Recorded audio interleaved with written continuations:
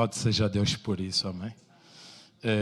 É com grande honra que eu louvo ao Senhor e louvo também o nosso pastor Luiz, né? Dar-se honra a quem merece honra. E obrigado, pastor, pela oportunidade que o pastor me dá. Amém? E é muito bom saber quando as pessoas confiam em nós, amém? E não sei se o homem do som pode aumentar o volume, porque a ideia aqui é quem tentar dormir, acordar. Amém? Hoje ninguém vai dormir. Quem veio para dormir, hoje está no sítio errado, amém? Louvado seja Deus por isso. Sem mais perca de tempo, acredito que a maior parte das pessoas aqui já me conhecem. Gonçalves é o meu nome. E estou aqui, aluno do Instituto Bíblico, mas mais do que Instituto Bíblico, nós somos alunos do Espírito Santo, porque todos os dias aprendemos com ele, amém? E eu acredito que o Espírito Santo vai falar não só para ti, mas vai falar para mim também, porque na medida em que nós preparamos a palavra, o Senhor já começa a falar conosco, porque até o tema o Senhor é que coloca nos nossos corações, amém? Quando nós olhamos no Evangelho, preparamos a palavra como técnica, não há liberdade para o Espírito Santo. Mas o próprio Espírito que coloca isso no nosso coração vai ser ele o pregador da noite de hoje, amém? Sem mais perca de tempo, eu vou abrir só aqui o meu documento, né, se assim posso dizer. Estou um pouco nervoso, não sei porquê, mas é complicado. A culpa é do pastor Luiz. Sim, até nem estou a ver onde é que a pregação está, isso é complicado. Mas pronto. O pastor Luiz fez isso propositadamente, mas pronto, Deus é maior. Amém? Deus seja louvado por isso. Já consegui localizar, graças a Deus. Deus seja louvado na noite de hoje. Amém? O tema que eu tenho para partilhar na igreja no dia de hoje é sacrifício da cruz. Amém? E eu acredito que o Senhor vai falar para todos nós. Tenho 34 minutos, Deus seja louvado por isso. Então, sem mais perca de tempo, é João capítulo 3, versículo 16. Amém? Depois vamos sair daí. Assim diz a palavra do Senhor. João capítulo 3, versículo 16. Vou pedir ao nosso pastor Luiz para ler. Já que me deixou nervoso, pelo menos assim eu fico um pouquinho mais calmo. Por favor, sim. Porque Deus amou o mundo de tal maneira que deu o seu Filho unigênito para que todo aquele que nele crê não pereça, mas tenha a vida eterna. Amém. Deus seja louvado por isso.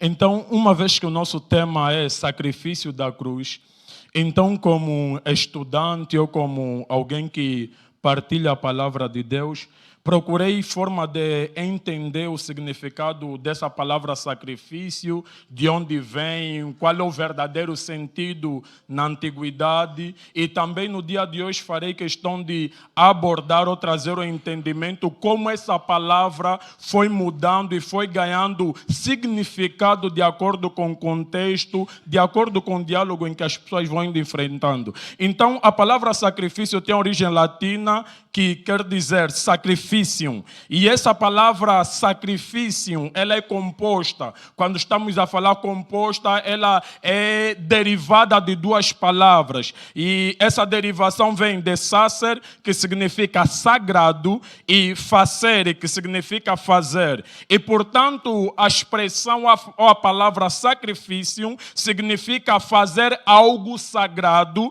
ou tomar ou tornar sagrado. Tradicionalmente, um sacrifício envolve oferecer algo valioso, geralmente a uma divindade, como um ato de devoção, expiação ou agradecimento. E quando nós lemos João capítulo 3, versículo 16, nós já conseguimos perceber, de acordo só com o significado dessa palavra sacrifício, sendo ela composta, mesmo não indo no lado da Bíblia, nós já conseguimos perceber que está exatamente ligado ligado àquilo que nós lemos em João capítulo 3, versículo 16. E por incrível que pareça, é algo valioso. Normalmente, e eu consigo perceber, quando nós estamos a falar de sacrifício, dependendo do contexto, eu posso dizer o seguinte: eu fiz um sacrifício de correr daqui até não sei onde e fiz 15 quilômetros. Foi muito sacrifício. Ou seja, de acordo com o contexto, essa palavra tem um significado diferente. Conseguimos perceber essa expressão sacrifício como que esforço. E nós conseguimos também perceber que a expressão sacrifício, normalmente quando uma pessoa diz que eu fiz sacrifício, fez algo que lhe provocou dor. E é quando nós começamos a ir no Antigo Testamento e começamos a ver pessoas que até ainda nos dias de hoje fazem sacrifícios à divindade. E na Bíblia nós encontramos pais que matavam seus filhos sacrificando ele para ídolos, mas nunca foi isso que Deus nos pediu. Amém? E antigamente, estamos a falar, antes da morte de Jesus, a expressão sacrifício era feito para expiação do nosso pecado. Ou seja, antigamente só os sacerdotes é que tinham o privilégio de fazer o sacrifício a favor de nós. E na verdade Deus, como sabia que não precisava matar seres humanos, não precisava matar uma outra pessoa, então Deus arranja uma forma de não, para vocês podem matar esse animal, era pegado num animal, era abandonado ao deserto, e outro animal era feito que é o ato da expiação, ou seja, o sangue derramado. Só que, por incrível que pareça, esse sangue era um sangue, se assim podemos dizer, de animais, não tinha valor. Mas Deus precisava sangue de alguém inocente, um sangue imaculado. É onde vem a palavra sem mancha. Então Deus, voltando em Gênesis capítulo 1, capítulo 2, o homem comete pecado, e por meio do pecado de Adão e Eva, em Gênesis capítulo 3, versículo 19, nós encontramos Deus a castigar o homem, a castigar a mulher, a dizer: no suor do teu rosto comerás o teu pão. Na mulher, a lhe dizer que vais passar a sentir a dor do parto, e na serpente, a lhe dizer que vais passar a comer do pó da terra. E nós começamos a ver uma bagunça, isso tudo por causa da desobediência. Então o mundo estava um caos, ou seja, o pecado entrou no mundo juntamente à morte. Hoje morremos por causa da desobediência. Mas nós não vamos ficar por aqui, vamos lá na nossa Bíblia, Mateus capítulo 26. Amém? Mateus capítulo 26, versículo 57. Diz o seguinte: e os que prenderam Jesus o levaram à casa de Caifás, o sumo sacerdote, onde se haviam reunido os escribas e os anciãos. Versículo 57, e eu vou indo lendo. Mas Pedro o seguia de longe até o pátio do sumo sacerdote, e tendo entrado, assentou-se entre os serventuários para ver o fim. Ora, os principais sacerdotes e todo o sinédrio procuravam algum testemunho falso contra Jesus, a fim de o condenarem à morte. E eu vou parar por aqui, vou ir lendo outros versículos e vou dar liberdade ao Espírito Santo para partilhar a palavra e para pregar a palavra.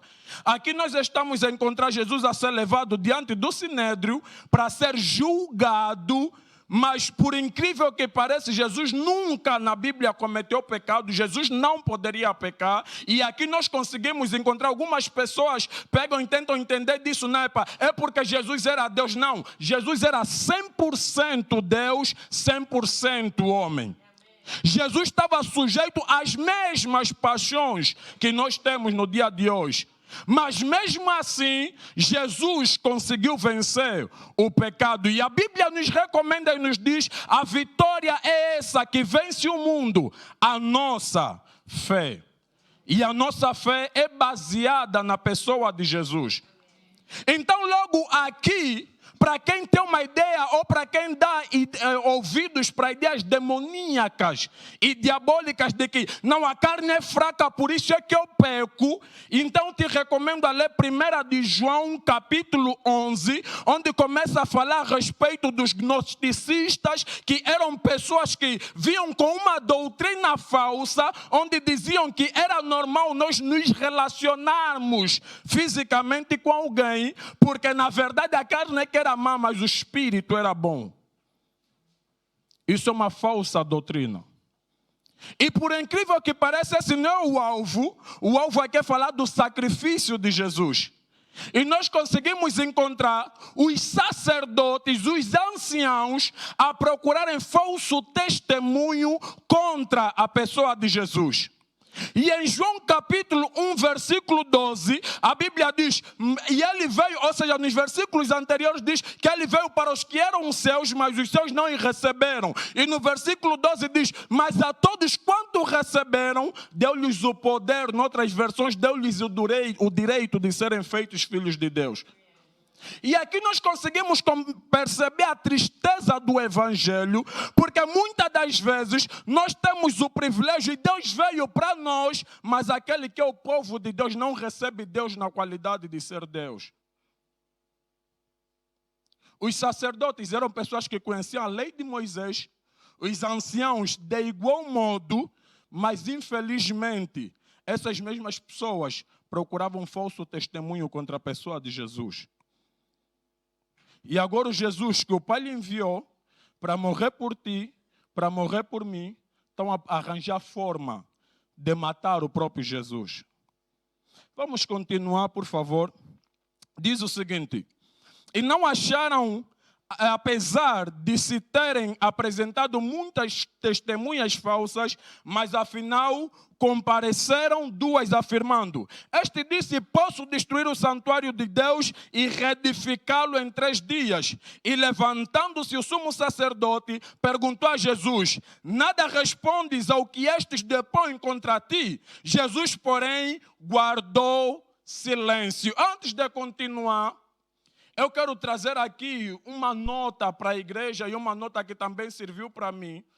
Nós conseguimos perceber, olham para Jesus e perguntam, Jesus, nada tu dizes contra pessoas que apresentam falso testemunha contra ti. Mas a Bíblia diz, Jesus guardou silêncio. E uma das coisas que, por incrível que pareça, o povo de Deus sofre muito, é por terem boca muito larga, muito grande. Nem tudo é para falar. Existem coisas que Deus vai querer fazer com que se realizem nas nossas vidas, mas por causa da nossa boca grande, nós perdemos muitas bênçãos de Deus.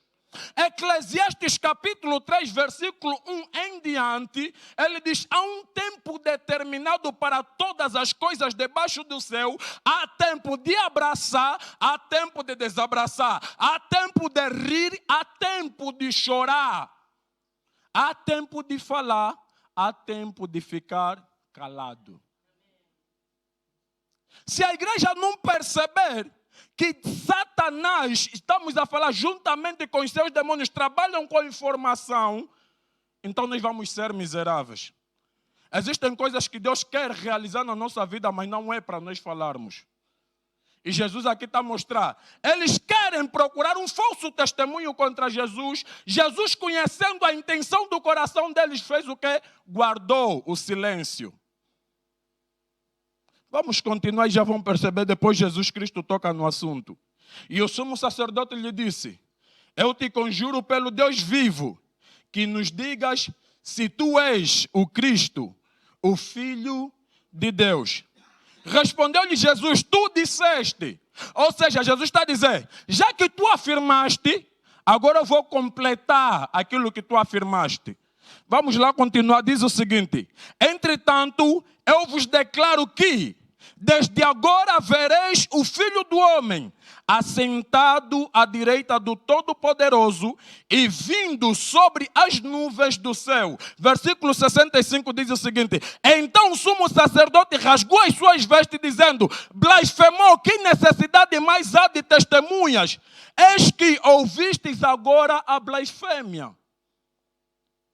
Vê, esses eram o povo de Deus, a quem Jesus Cristo veio para que por meio dele morresse, mas eles estão a procurar falso testemunho contra a pessoa de Jesus. E uma coisa, eles queriam essa informação. E nós conseguimos perceber, diabo trabalha com a informação. Igreja, existem coisas que não nos alcançam, não é porque Deus não quer fazer alcançar, é porque nós impedimos por estar a falar com muita gente. E para continuar, o que me espanta aqui é o sumo sacerdote rasgar as suas vestes. E Jesus está a dizer que é Filho de Deus. E por incrível que pareça, eu quero aqui abrir também um parênteses para dizer, igreja, nós estamos a ver o que Jesus está vivendo nesse preciso momento. E tem alguns pontos que eu vou indo lendo aqui na Bíblia que vai me fazer entrar numa parte em que Deus vai falar muito contigo. E eu acredito que o Senhor vai falar muito contigo. Eu vou continuar no versículo 66 que diz o seguinte: que vos parece? Responderam eles: é réu de morte, ou seja, querem matar a pessoa de Jesus. Então uns cuspiram-lhe no rosto e lhe davam murros. E outros o esbofeteavam, dizendo: profetiza-nos, ó Cristo, quem é que te bateu? Agora aqui é momento de reflexão. Igreja, minha pergunta é: olha o que Jesus está a viver por causa de ti, por causa de mim. Jesus não está abaixo do Pai, Espírito Santo não está no meio entre o Pai e o Filho, mas o próprio Jesus Cristo diz: eu e o Pai somos um.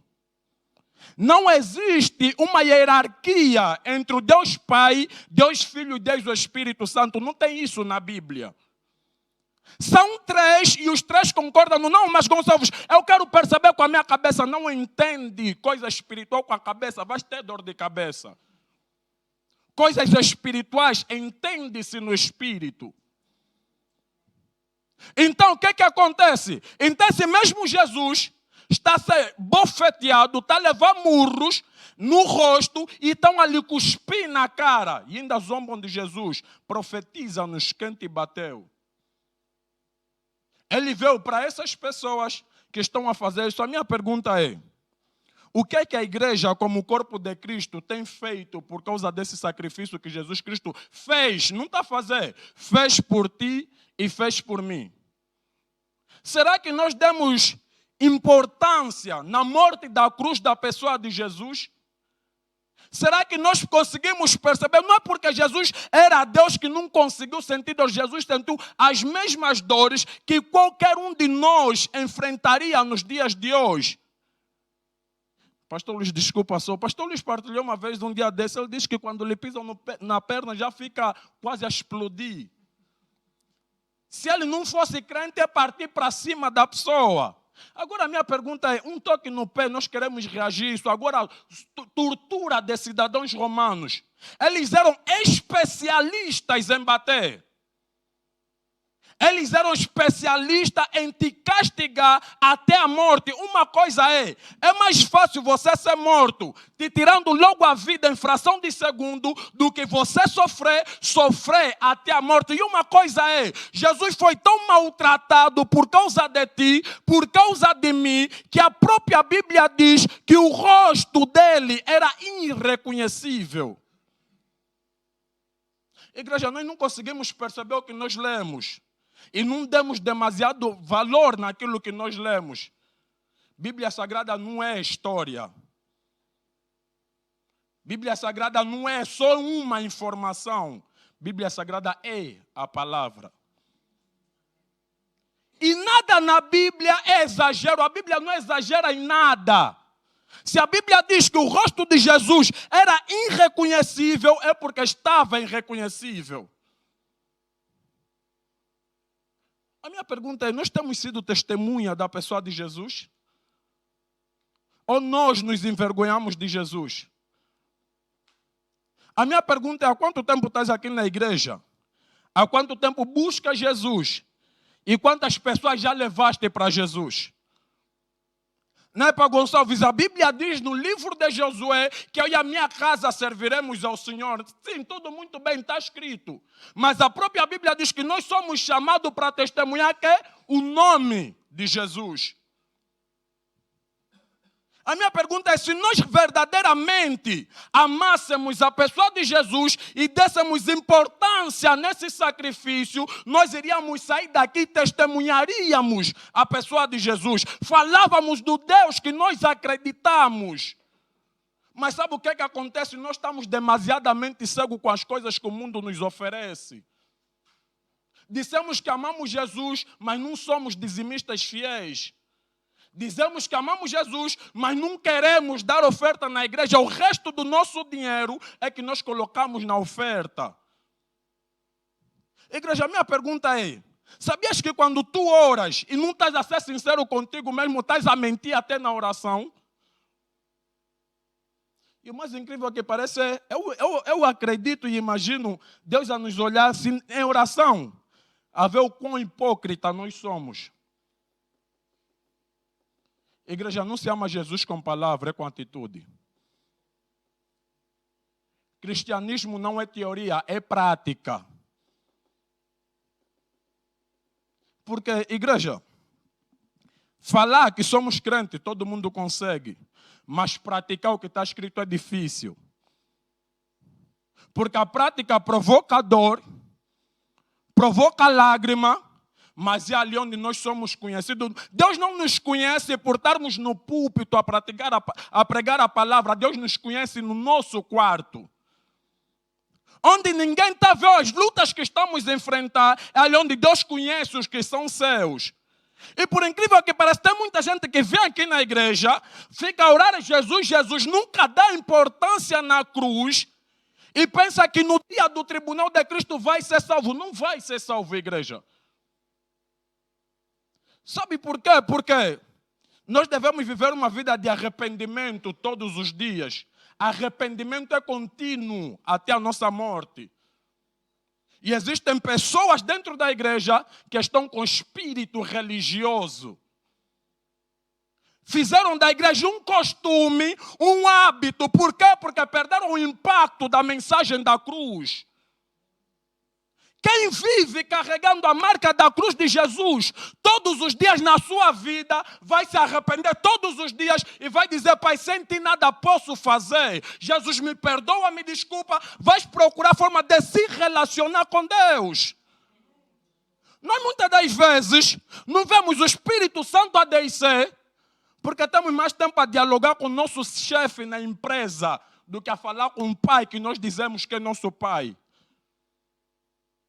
Não, olha, 30 minutos de oração é muito, Deus me desculpa, já chega. Pai, me abençoa com isso, me abençoa com aquilo, hipocrisia. Deus não nos chamou para ser hipócrita. Quando nós começamos a perceber o impacto que há na cruz, a igreja, eu não vou mentir, vocês podem ver aqui, é para Gonçalves, se calhar está a ser usado por Deus, está a pregar. Igreja, acredito que vocês não têm noção quantas lágrimas eu saio quando estou na minha casa. Estou aqui a falar aí. Isso está mesmo a me ferir, está a me tocar, igreja. Sabe por quê? Porque há impacto em partilhar a palavra quando nós vivemos o que nós pregamos. Quando nós não vivemos o que pregamos, vamos trazer aqui muitos livros, muitos não sei o que, mas não. Nós pegamos na palavra, vivemos a palavra e pregamos o que vivemos porque é a palavra. E quando nós vivemos o que pregamos, tem mais impacto na vida das pessoas. Porque aquilo não são só palavras. João capítulo 6, versículo 63, Jesus Cristo diz: a palavra que eu falo a vocês, elas são espírito e vida.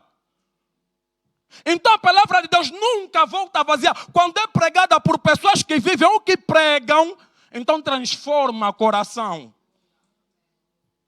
E ali onde o diabo vai levantar pessoas até dentro da igreja para se levantarem contigo, porque a palavra incomoda trevas. Quem não nasceu de novo, quem está na igreja com espírito religioso, quando a verdade for pregada, vai lhe fazer comichão, coceira nos ouvidos. Por causa do espírito que domina essa pessoa. Mas hoje Jesus está a falar contigo. Ainda é possível você mudar de atitude. Ainda é possível você se entregar para Jesus. Igreja, eu acredito que já sabem que eu venho de Angola e tudo mais. E eu não vos vou mentir, minha chamada para cá foi muito difícil. Porque quando comecei a ouvir falar que não, em Portugal são assim, são muito calados, são muito frios, são muito não sei o que, eu fiquei naquela... comecei a arranjar desculpa, procurei desculpa para não vir em Portugal. Falei, não, senhor, olha, eu sei que o visto saiu, eu me candidatei na universidade lá, mas estava a brincar. E, tipo, por incrível que pareça, a bolsa de estudos, eu fui em 3 pessoas em Angola, eu fui uma das pessoas a ganhar essa bolsa de estudo. Eu disse, não, se o senhor quer mesmo que eu vá, então vou falar com o meu chefe lá na empresa e, por favor, olha, se ele me der uma resposta negativa, então é um sinal de que o senhor não quer que eu vá em Portugal. Estou a chegar no meu chefe, está a me dizer o seguinte, olha, Gonçalves, tu vais para Portugal, cabeça já começou a me doer, e disse, olha, a vaga aqui na empresa vai estar a te esperar. Se lá as coisas não correrem conforme tu esperas, volta. Estamos aqui é a tua casa, a cabeça começou a me doer. Eu disse, não, preciso mais um sinal. Olha, é muito fácil ser profeta para a vida dos outros, mas é muito difícil profetizar para nós mesmos. E muitas das vezes Deus nos chama para Nínive, queremos ir para Tarsis. Queremos permanecer em Tarsis. Então fui ter com meus pais. Eu disse, ouvi, não. Os meus pais aqui, eles ultimamente reclamam, não há finança, não há aquilo. Olha, pai, olha, eu não tenho dinheiro para viajar. Os meus pais pegam, olha, Gonçalves, é o seguinte, nós vamos juntar, não importa, mas que tu vais. Eu disse, olha, senhor, me desculpa, mas vou avançar. E eu, quando cheguei aqui, é bom tu seres conhecido no teu bairro em primeiro lugar, onde Deus está te usando, onde está a ver mover do Espírito Santo. E Deus é assim, quando Ele começa a te usar muito num determinado lugar, depois de passar um tempo, vai te tirar dali, porque outros também precisam desse alimento. E igreja, isso parece ser algo muito, muito bonito, mas é difícil. Mas uma coisa é, o Paulo em Gálatas diz, porque não mais sou eu quem vivo, mas Cristo vive em mim. Então, igreja, nós, quando nascemos de novo, nós já não vivemos para nós mesmos, vivemos para a pessoa de Jesus. E a Bíblia chama que Jesus é nosso quê? Nosso Senhor. Por que a Bíblia diz que Jesus é o nosso Senhor? Porque Jesus nos comprou com um preço de sangue. E uma vez que nós fomos comprados, nós somos escravos de Jesus. Servos de Jesus. E eu tenho partilhado sempre isso. É bom que a igreja comece a se colocar na posição de servo e não numa posição de filho. Não que devemos ignorar a posição de filho, porque somos filhos. João capítulo 15. Não mais vos chamo de amigo, mas vos chamo de quê? De filhos, irmãos, amigo. E igreja, quando nós conseguimos perceber ali a posição de servo, o Paulo em Romanos capítulo 1, no versículo 1, Paulo começa sempre a se apresentar como Paulo, apóstolo Paulo, ou seja, servo de Cristo. Em outras palavras, prisioneiro de Cristo. Porque Paulo percebeu que o cristianismo não se trata de nós viver para nós mesmos, mas viver para Jesus. A minha pergunta é, se nós verdadeiramente vivemos para Jesus, por que nós nos envergonhamos desse Jesus? Por que no nosso local de serviço nem conseguem olhar para nós e dizer que somos crentes? Por que tem pessoas aqui que não conseguem ganhar a sua família por causa do testemunho negativo? Porque apresentam frutos que não vêm do Espírito Santo. Eu não vos vou mentir, a coisa mais difícil de nós conseguirmos fazer, estamos a falar, evangelizar, é ganhar os da nossa casa para Jesus. Irmão Gonçalves, por quê? Porque ele dorme contigo, acorda contigo, está contigo quase o tempo todo e ele conhece dos teus comportamentos negativos. E como nós vamos pregar de Jesus para alguém que nós, humanamente falando, ou aparentemente falando, os nossos comportamentos diante dessas pessoas são reprovados. E o ímpio diz assim, você nem parece cristão, você vai na igreja fazer o quê? Igreja, quando nós conseguimos perceber a importância da cruz, aquilo que Jesus fez por ti, fez por mim, nós não vamos nos calar. Igreja, nós somos chamados para morrer o tempo todo por amor desse nome. Nós olhamos para as epístolas de Paulo, são palavras bonitas, já estou crucificado com Cristo, não mais eu quem vivo, mas Cristo vive em mim. São palavras muito bonitas, mas são palavras da pessoa que vivia aquilo. Pessoa que enfrentou prisões, mesmo não tendo culpa, foi tido como culpado. E o mais agravante, foi morto por causa do Jesus a quem ele anunciava. A minha pergunta é, você está preparado ou estás preparada para levar uma bofetada no rosto por causa do Jesus que tu pregas? A minha pergunta é, se Jesus te dizer, eu quero que tu vais pregar naquele bandido, naquele ladrão, naquele salteador, e ele, depois dele pregares a palavra, vai te dar um tiro, tu vais morrer, e depois de tu morreres, ele vai me servir, por meio dele eu vou ganhar muita gente para Jesus. Nós vamos dizer, eu te repreendo, Satanás. Porque nós não entendemos que é necessário, que nós temos que morrer para que os outros possam viver.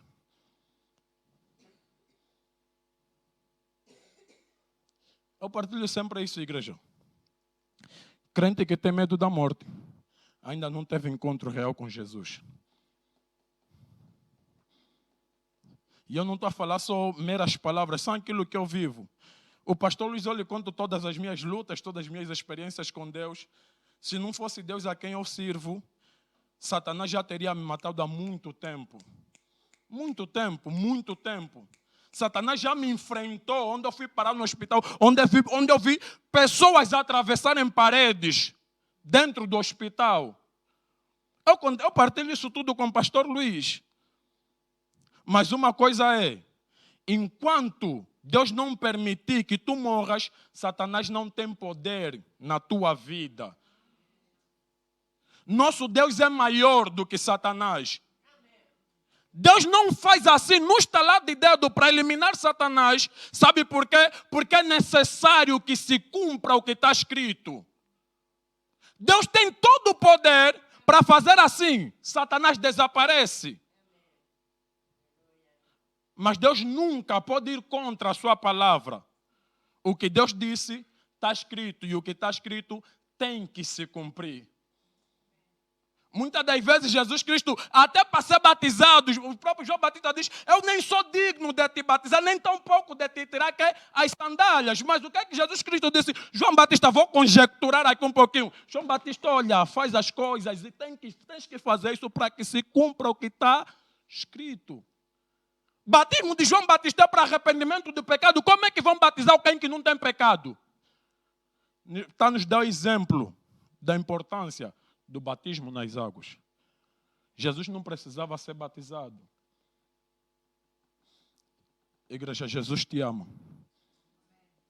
Amém? Jesus morreu por ti. Jesus morreu por mim. E Jesus está a te dizer, olha para a cruz. Jesus ficou desfigurado. O rosto dele era irreconhecível. Mas ele fez tudo isso por causa de ti, por causa de mim. 2 de Coríntios capítulo 5, versículo 21 diz, aquele a quem não conheceu o pecado, Deus o fez pecado para que por meio dele fôssemos feitos a justiça de Deus. Igreja, nós não somos justos diante de Deus pela nossa própria justiça, mas somos justos diante de Deus por causa da justiça de Jesus. E Paulo entende isso e ele diz que nós temos que um advogado junto do Pai. Vou conjecturar aqui. Imaginem, não estou a dizer que Deus é. Imaginem que Deus estaria a ser injusto no tribunal de Cristo, no tribunal dele. E ele imagina que diz, não, pastor Luís Reis, ou servo Luís Reis, Luís Rodrigues, olha, Luís Reis, porque também estava a almoçar conosco, estava a jantar conosco no Instituto, mas pronto. Pastor Luís Rodrigues, apresenta-te aqui. E o próprio Deus está a dizer o seguinte, olha, pastor Luís, tu vais para o inferno. Sabes quem seria a primeira pessoa a se levantar? Jesus. Iria dizer que é o protesto. E imaginem o seguinte, eu quero que vocês agora fiquem comigo aqui. Imaginem o pai dizer, Jesus, por que tu dizes protestas? Ele vai dizer, eu protesto porque eu, que sou advogado dele, ele morreu por mim e a justiça que ele herdou não vem dele, mas vem de mim. Então, por isso, por mais que o pai quisesse te mandar para o inferno, você não pode ir para o inferno porque a justiça que nós vivemos agora não é nossa, mas da pessoa de Jesus. Por isso é que ele é o nosso advogado diante do Pai. Porque Deus fez o Filho pecado para que por meio do Filho vivêssemos a justiça dele. Igreja, vocês conseguem perceber a importância da morte de Jesus? Ele nos comprou com um sangue sem preço. Mas quem não paga o preço nunca vai valorizar o que tem dentro. Vou dar um exemplo. Tudo bem que eu sou solteiro, mas pronto. Imaginem que tu queres uma mulher muito bonita. E uma mulher muito bonita, se simplesmente se deixasse, é fácil ser conquistada. O homem, depois de namorar com essa pessoa, imaginem que é ímpio. Vai deixar aquela mulher, simplesmente porque nem lhe deu trabalho, já se envolveu com essa pessoa. Mas uma mulher que se acha bonita, que sabe que tem valor, e um homem qualquer que lhe aparecer na vida, ela vai dizer, não, eu não posso ficar contigo. Até por mais que queira ficar contigo, tem que te dar trabalho. Para um dia, quando ficares com aquela pessoa, dizeres, não, epá, eu vou dar casamento nessa mulher, porque o que ela me fez, só Jesus. E igreja, nós vamos dar valor naquela mulher, porque não foi algo fácil de ter. E pego nesse exemplo para aplicar no seguinte, Espírito Santo não pode usar qualquer pessoa. Por quê? Porque nunca vais respeitar o Deus grande que se fez pequeno para habitar dentro de ti. Deus não pode usar crente vazio, crente que não tem tempo de meditação, crente que não vive o que lê. Então não pode ser cheio do Espírito Santo. É necessário se esvaziar do mundo para ser cheio do Espírito Santo. É necessário se esvaziar de Netflix, de novelas, filmes, para o Espírito Santo ter liberdade para poder te usar. Jesus Cristo diz, a boca fala do que está cheio no coração. Será que o que sai da nossa boca é a palavra de Deus? Eu, às vezes, estando com ímpio, eu digo sempre, Deus te abençoe. Às vezes, respondo amém. É uma linguagem, aquilo já ficou, já não sai. E quando eu dou por conta, eu estou a falar com o ímpio, disse amém. E às vezes também o ímpio responde amém. E para mim, louvado seja Deus. Amém. Vamos nos colocar de pé. Eu vou te pedir que feches os teus olhos, por favor.